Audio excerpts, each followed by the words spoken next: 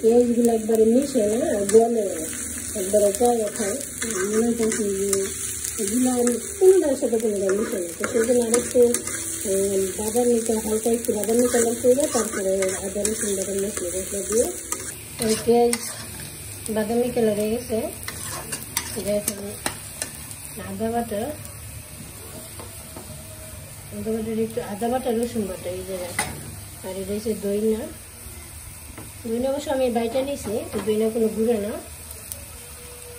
একটু জাল বেশি দিব, এই যে জাল বেশি দিব, জাল